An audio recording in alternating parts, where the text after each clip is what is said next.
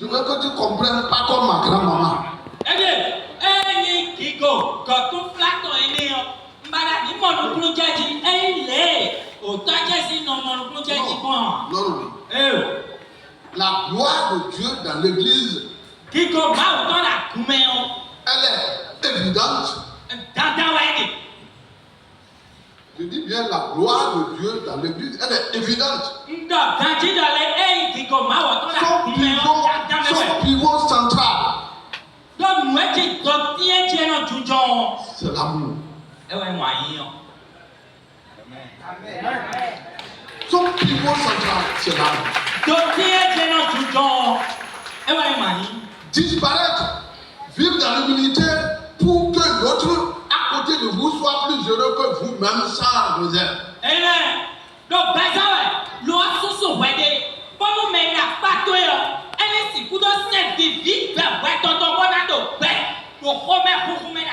faire en sorte que même si l'autre te piétine, si toi dans la joie de lui dire ce que tu m'as fait quand même m'a fait mal dans un esprit de maturité extraordinaire.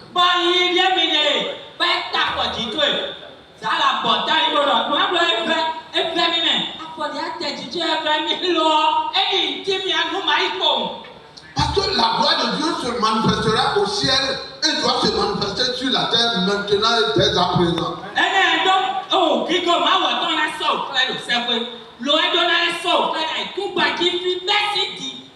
C'est à nous d'expérimenter la gloire de Dieu. Dieu a libéré la gloire sur la terre. Il a distribué la gloire sur la terre. Il a distribué à une seule expression qu'on appelle image et ressemblance.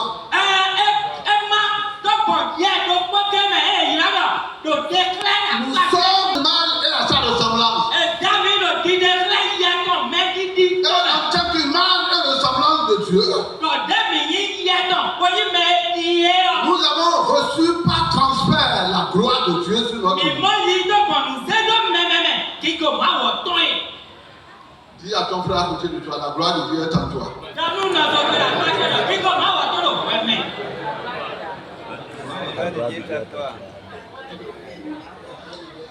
Lorsque nous lisons Exode chapitre 24, Exode chapitre 24, voici ce que la parole du Seigneur nous déclare là. Dieu dit à Moïse, monte vers l'Éternel, toi et Aaron, Nadab et Abihu, et 70 des anciens d'Israël, et vous vous prosternerez de loin.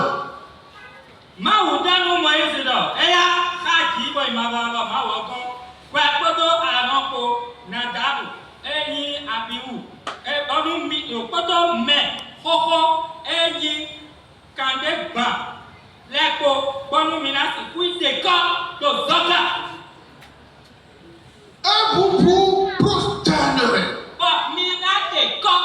Prosterner, c'est s'évader devant une grandeur.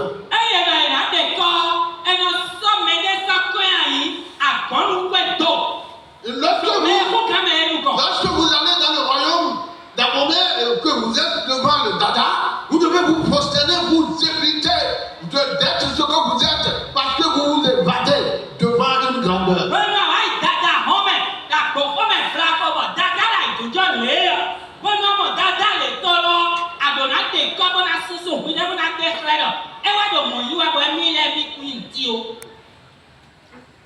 Mais lorsqu'on te prosterne, en réalité, qu'est-ce qu'on prosterne? Apparemment, est-ce que c'est nos genoux? Est-ce que c'est notre corps? Non, pas du tout. L'appareil ou l'instrument qu'on prosterne et qui affecte le corps, c'est le cœur.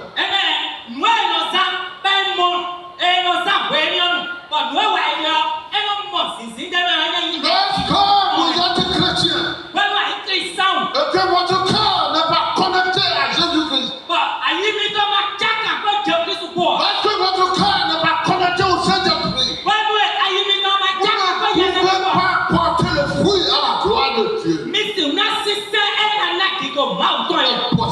pas possible. Et c'est ce qu'on a demandé aux montagnes de Sinaï.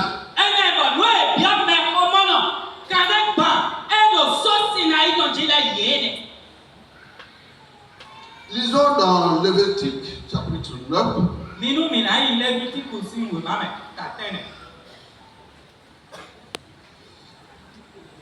C'est une introduction, donc nous allons jeter un coup d'œil, Lévitique, chapitre 9, à partir du verset 6.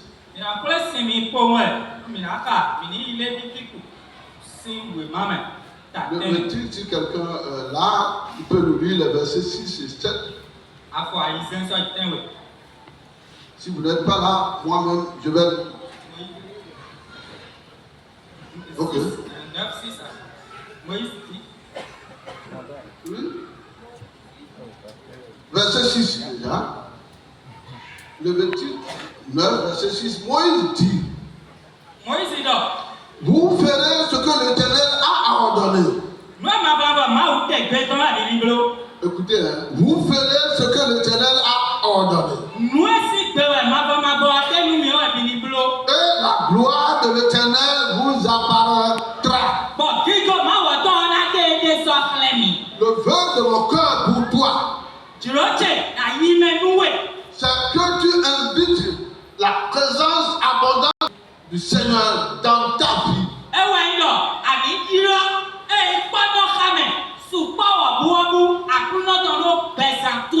Pour prendre des décisions qui glorifient la vie de Dieu en toi.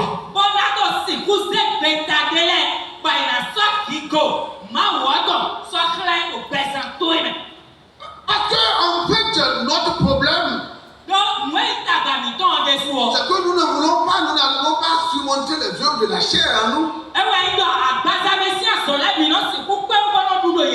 Nous n'arrivons pas à avoir une vie de consécration à travers une étude assidue de la parole de Dieu qui nous soumet à sa volonté.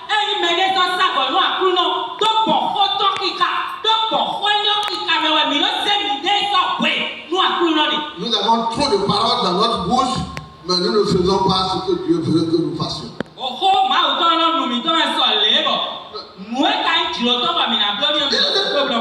moi je dis, mais vous ferez ce que l'Éternel a ordonné.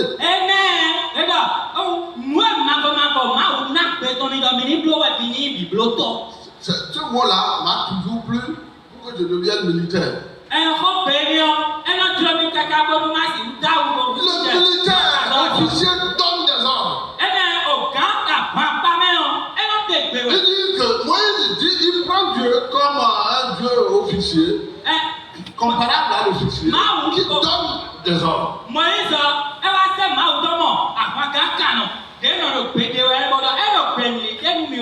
Et quand l'officier donne des ordres, on ne les donne pas.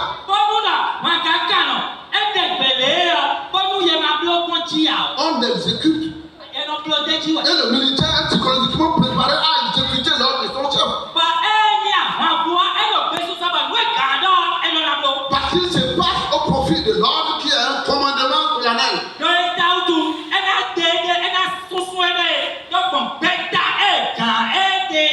voudrais pas qu'au cours de l'année et vers la fin de l'année, vous puissiez dire le thème là, il y a un moment deviner. Et on parle de la gloire de bonheur, mais moi, on dit le moment, si tu es bien. Non, regarde à toi-même. Est-ce que tu as mis de l'ordre dans ta vie? Moi, je n'ai rien reçu de ce thème-là. Si vous je n'ai rien reçu. Troisième texte que nous allons partager, c'est surtout dans Exode 40.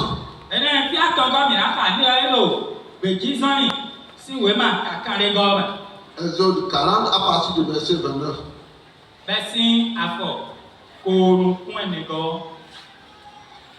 La Bible dit il plaça l'autel des holocaustes à l'entrée du tabernacle de la tente d'assignation. Et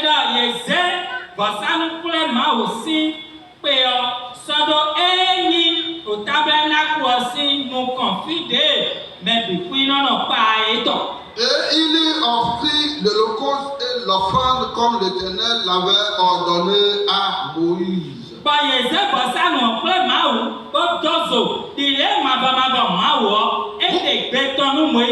C'est évident à travers ce texte biblique que nous ne pouvons pas prendre un petit chemin. Nous ne pouvons pas prendre des raccourcis. La gloire débordante de Dieu passe par un prix à payer.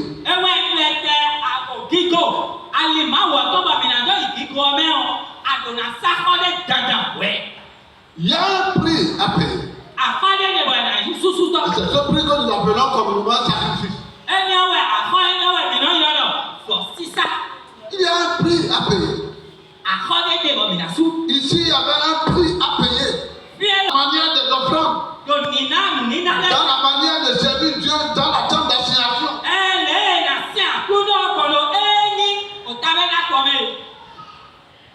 Il n'y a pas plus difficile.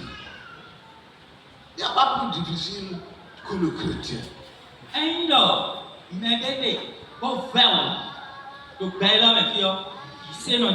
Je vais bien m'expliquer. Pourquoi vous comprenez ça? C'est-à-dire que quand vous dites que vous êtes chrétien, c'est comme si vous vous retrouvez dans une prison. Et on ne peut pas donner d'ordre. Et vous n'avez jamais le temps de faire ce qui est votre volonté.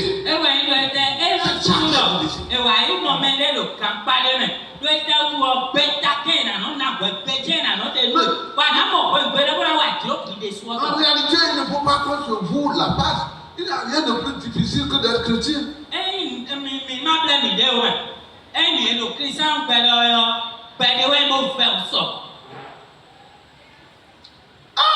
Quand tes amis sont en train de boire sodabi, ils apprécient ça.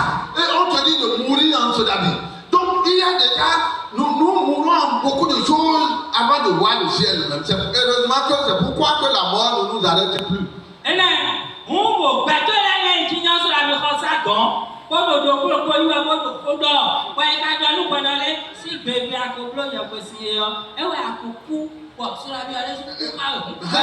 C'est souvent des choses, c'est banal.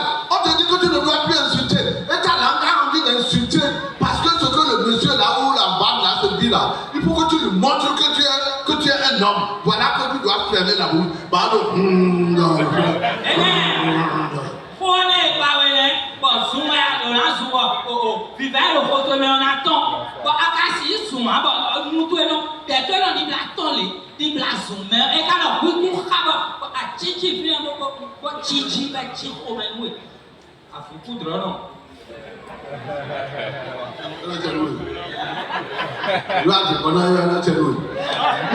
Tu as des opportunités pour vous faire malhonnêtement de l'argent. Mais en tant que chrétien, tu dis non. Mais c'est contre ta volonté, mais vous vous efforcez. Ce n'est pas facile.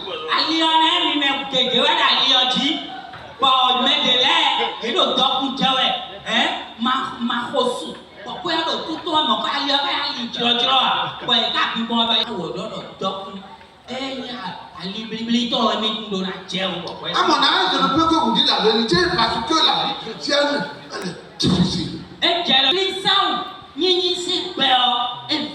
Mais c'est ça que Dieu aime. C'est ça que Dieu aime. T'amener sur le chemin de grands miracles. C'est ça que Dieu aime. Et quand vous l'appelez, il répond. C'est ça que Dieu aime. Il met une option sur vous qui fait trembler les hommes méchants, les personnes méchantes.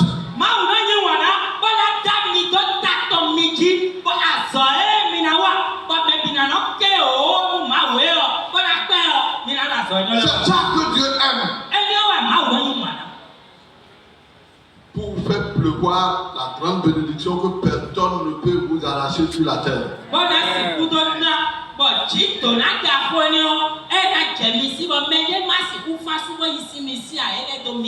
Père, libère les bénédictions sur ton peuple ce matin.